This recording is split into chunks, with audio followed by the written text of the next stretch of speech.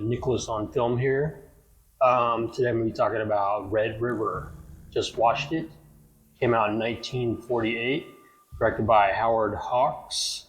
Supposedly another guy helped direct too, called Arthur Rosen, and starring John Wayne, Montgomery Clift, Joanne Drew, and Walter Brennan, amongst an ensemble of actors as well. I'm not necessarily an expert on films from that time era. I'm trying to get into them recently, but 1948, I know Stagecoach I recently viewed. It was around that time. Could have been the late 1930s, but probably they're like 1941, 1942. Having watched that recently, I was surprised at how modern it actually seemed.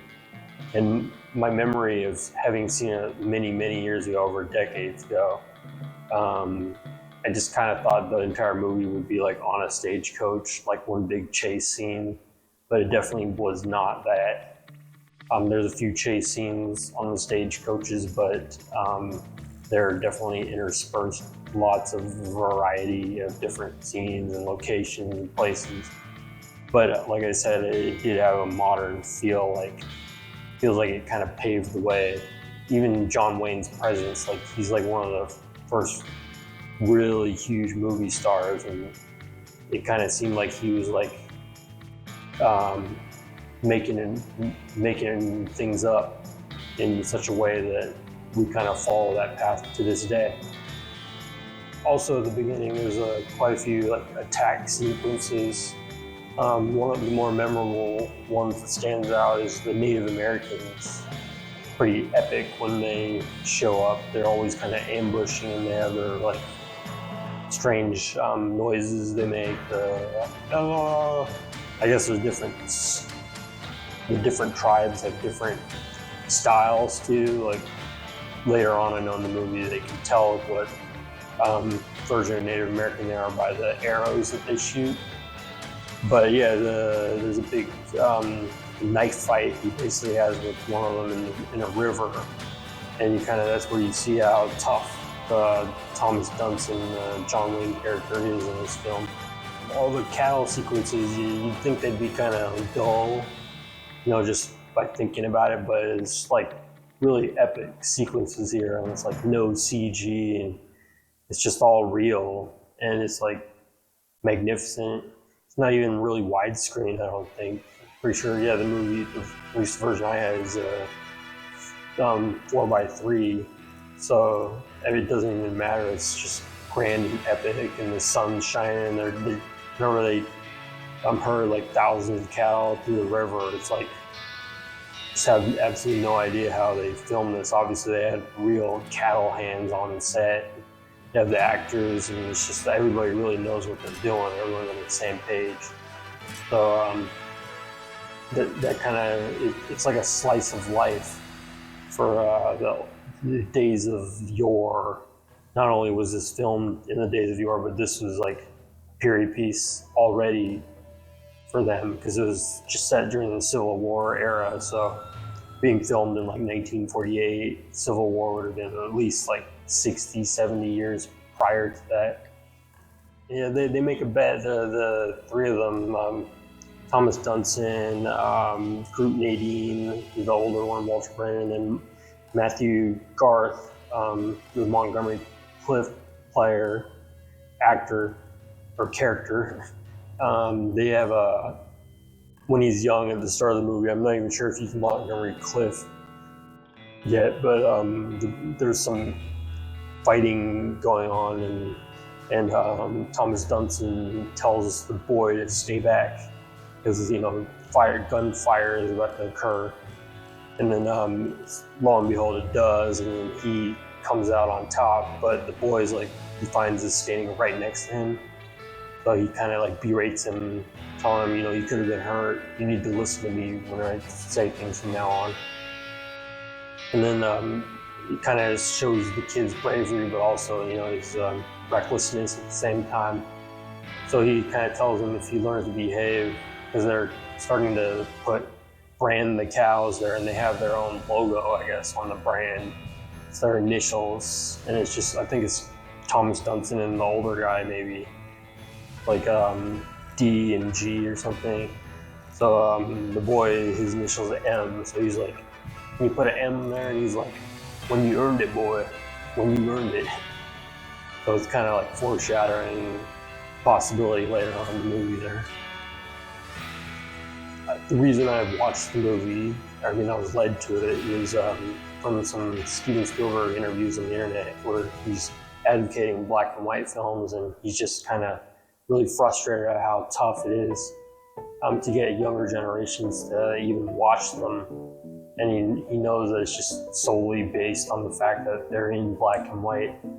And I hear his point. I've had periods of my film going career, I guess, where I just kind of, black and white kind of just signaled it's old maybe, but at the same time it's like, it seems unrealistic. It's not real enough, reality or whatever, I don't know. So it's like, for me, I would just generally only watch like the film noir ones because they're like so dramatic, the lighting, that you can kind of enjoy it for the stylishness there. But at the same time, he was really convincing. You know, it's Steven Spielberg. He's the guy, one of the guys who's just maintaining the entire film kingdom for a long time. He's like, you know, if the movie's good, it's good. It doesn't matter if it's black and white. It's color in your head, you know, if it's good. And he's right. So he's like, if it's good, you know, 10, 15, 20 minutes into it, it's like black and white. The black and whiteness is irrelevant. That's not what matters. It's the stories, characters, what's going to happen next. So that's what got me to watch it. And I like to take advice. It's good to listen to the advice of those who know what they're talking about. Later on, like another major bit is when some guys want to leave the group, and he says, "There's no quitters here. You made a deal. You signed a contract, and over your dead bodies, you know." So it's like, it kind of reminded me of the Han Greedo scene in Star Wars. It's like, who pulled the gun first? First time I watched the movie, it's so close that it's like, I feel like the John Wayne character was like a tyrannical maniac, it seemed like. But this second viewing, it kind of almost seemed like it was kind of self-defense, but like questionable. But it did give him a little extra leeway that maybe if he didn't do what he did, he wouldn't be alive, type of thing. And you know, he's the guy in charge and stuff, so obviously he's getting berated by his fellow men after the fact, but maybe that's a compound stress that they're all dealing with at the time. I can't say for sure, but it does definitely lead to more drama not long afterwards. The drama being that he gets worse, kind of. It doesn't help that he's drinking consistently and not sleeping, and he's losing his ability to like lead in a positive way. And once he starts throwing out, he's gonna hang people and stuff. That's when his protege, Montgomery Clift's character, decides to just tell some guys to just get him to knock it off and take a hike, buddy. Even though he's the one who's like been in charge for like 10 or 15 years. So the words that come out of his mouth are pretty scary at that point, and they're kind of like living in a constant state of fear for a large portion of the movie after that. Yeah, once they get to the place, it's a lot of money to be made. And the Matthew Garth character by Montgomery Clift, he's got a charm to him that where he meets new people and they instantly taking a liking to him. And it's basically similar to the John Wayne, what he's famous for. His Thomas Dunson character in this one is like, you know, where even when he's at his worst, there's always someone who is rooting for him, you know, because something about him, you know. The female leads, it's like, it's a shame there wasn't more of them because they do such a good job. The little screen time they have earlier on in the movie, it's even less. So it's refreshing, at least that later on, when the second female lead comes into the story, she definitely grabs the bull by the horns and doesn't let go all the way up to the last moment. She basically, that's the whole climactic sequence of the movie, and she's the one who's prevents things from getting worse and kind of tells it like it is, you know, and tells them to grow up.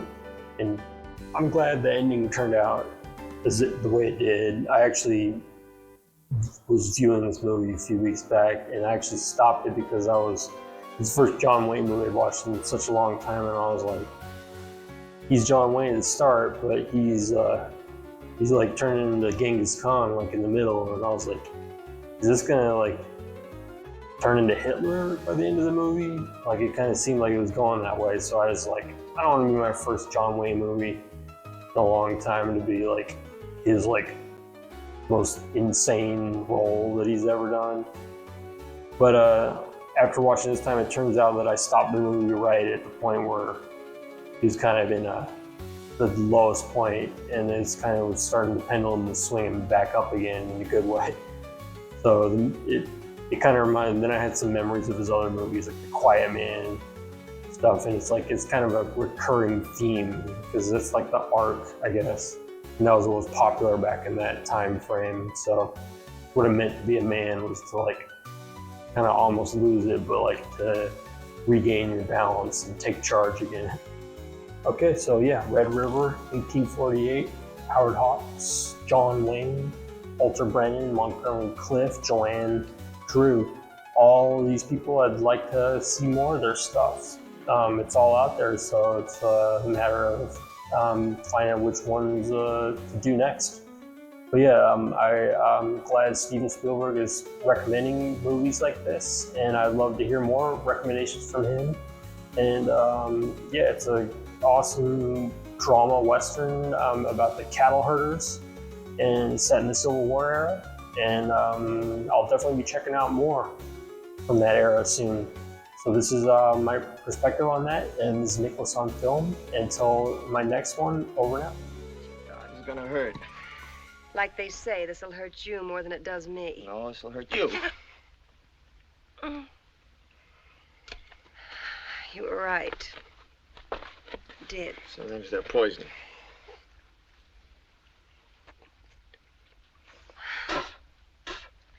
It's too bad to put you to so much trouble. Here. You got blood on your cheek. Is it gonna make you faint? I hope not.